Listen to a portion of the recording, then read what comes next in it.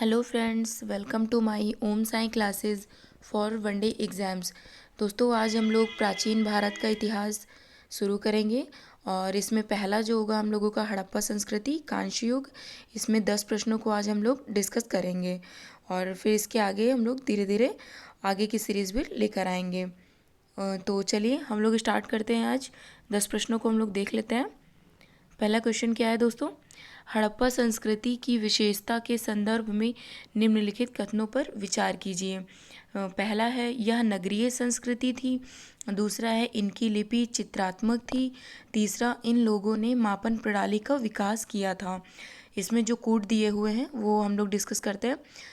पहला है ऑप्शन केवल 1 और 2, और ऑप्शन बी है 1 और 3, ऑप्शन सी है केवल 1, ऑप्शन डी है 1, 2 और 3। तो जो इसका राइट आंसर है दोस्तों, राइट आंसर इसका ऑप्शन डी है। डी इसका राइट आंसर है। इसमें 1, 2 और 3 तीनों सही हैं हमारे। ठीक है दोस्तों। और हड़प्पा संस्कृति जो है एक नगरीय संस्कृति थी। इन नगरों में भवन ग्रिड पद्धति की व्यवस्था पर होते थे और सड़कें एक दूसरे से यहाँ पर समकोण पर बनाती हुई काटती थी। तो चलिए अगला क्वेश्चन देखते हैं हम लोग। हड़प्पा संस्कृति के संदर्भ में निम्नलिखित में कौन सा कथन असत्य है? ऑप्शन ए, इस संस्कृति के लोगों ने सबसे पहले कपास का उत्पादन किया था। ऑप्शन बी, इस काल के लोगों ने लोहे के औजारों का उपयोग किया था। ऑप्शन सी, इस काल के लोग तिल और सरसों का उत्पादन करते थे। ऑप्शन डी, कालीबंगा में जुते हुए खेत के अवशेष पाए गए हैं। इसका राइट आंसर जो है वो दोस्तों ऑप्शन बी है। बी इसका जो है वो गलत है। ओके दोस्तों, हड़प्पा संस्कृति के लोग पत्थर और कांसे के बने औजारों का उपयोग करते थे, इसीलिए कथन बी गलत है हमारा। अगले क्वेश्चन पर चलते हैं हम लोग। हड़प्पा संस्कृति के संदर्भ में निम्नलिखित कथनों में कौन सा कथन सत्य है? ऑप्शन ए, पशुपति इस काल का महत्वपूर्ण देवता था।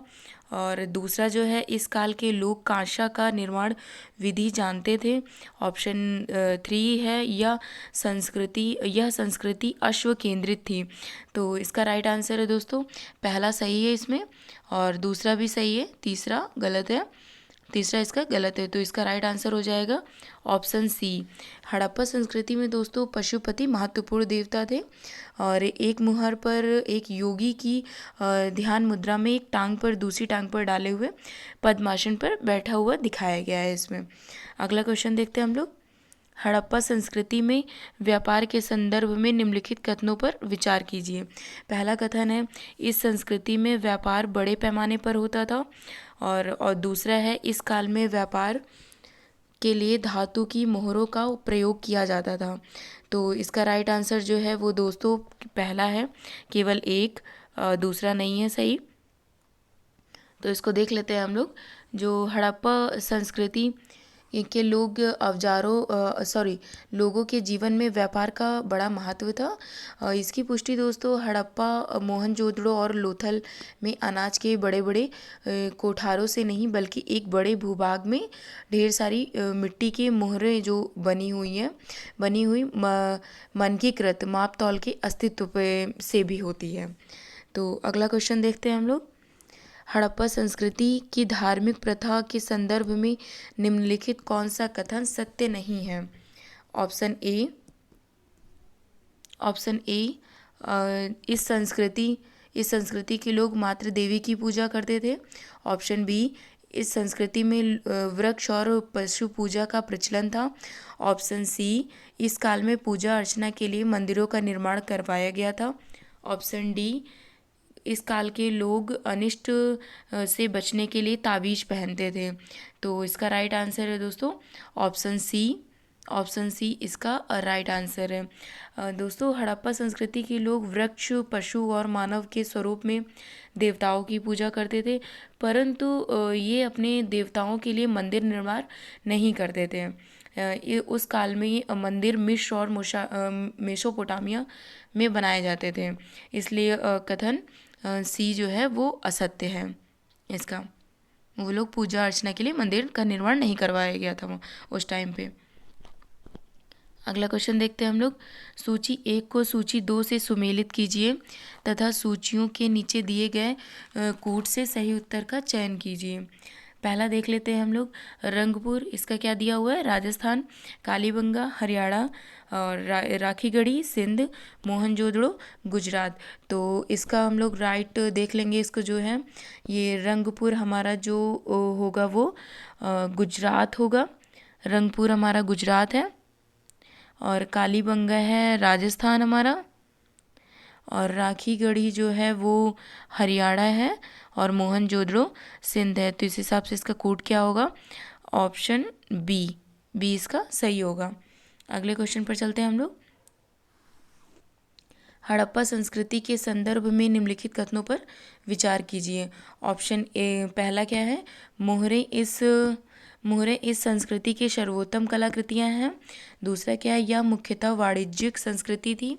तीसरा है यह संस्कृति प्रस्तर शिल्प में भी उतना ही विकसित थी जितना कि धातु शिल्प में। तो इसका जो राइट आंसर है वो पहला इसमें सही है, मोहरे इस संस्कृति की सर्वोत्तम कलाकृतियाँ थी। और दूसरा है यह मुख्यतः वाणिज्यिक संस्कृति थी। तो इसका 1 और 2 सही आंसर है। अगला क्वेश्चन देख लेते हैं हम लोग। हड़प्पा संस्कृति समकालीन पश्चिम एशिया की संस्कृति से भिन्न थी क्योंकि ऑप्शन दिया है इनके पास नगर योजना की ग्रिड पद्धति थी।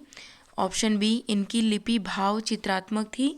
ऑप्शन सी इनकी जल निकास प्रणाली विशिष्ट प्रकार की थी। ऑप्शन डी उपर्युक्त सभी। तो इसका राइट आंसर जो है वो इसमें जो तीनों ऑप्शन है वो सही हैं, इसलिए ऑप्शन डी हमारा राइट हो जाएगा। हड़प्पा संस्कृति कई तत्वों के आधार पर दोस्तों पश्चिमी एशिया की संस्कृति से अलग है। अगला क्वेश्चन देखते हैं हम लोग। निम्नलिखित में से किस संस्कृति को मेलुहा नाम से जाना जाता था? ऑप्शन ए मिस्र, option B Mesopotamia, option C Sindhu, option D Sumeria. तो इसका राइट आंसर है दोस्तों ऑप्शन सी सिंधु सभ्यता। दोस्तों मेलुहा सिंधु संस्कृति का प्राचीन नाम है, और यह 2350 ईस्वी के आसपास मेसोपोटामिया अभिलेखों से मेलुहा के साथ व्यापारिक संबंधों की चर्चा है। मेसोपोटामिया के पुरालेखों में 2 मध्यवर्ती व्यापार केंद्रों का उल्लेख मिलता है जो कि दिलमन और माकन है। ये दोनों मेसोपोटामिया या और मेलुहा के बीच में हैं। अगला क्वेश्चन देख लेते हैं हम लोग।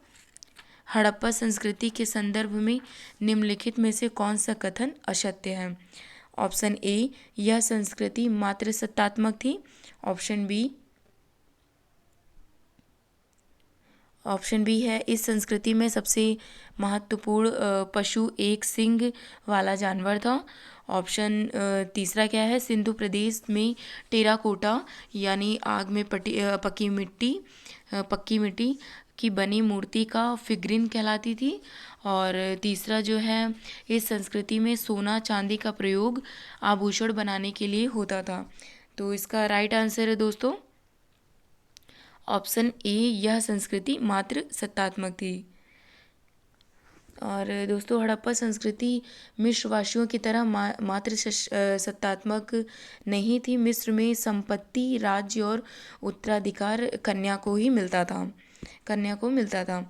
और इस संस्कृति में यूनिकॉर्न सर्वाधिक महत्वपूर्ण था, उसके बाद कुबड़ वाले सांड का महत्व था। और जो इसमें कुछ और है वो सिंधु प्रदेश में टेराकोटा यानी आग में पकी हुई मिट्टी की बनी मूर्तिकाएं फिगरिंग कहलाती थी। चलिए दोस्तों आज के MCQs यहीं पे फिनिश करते हैं। मिलते हैं हम लोग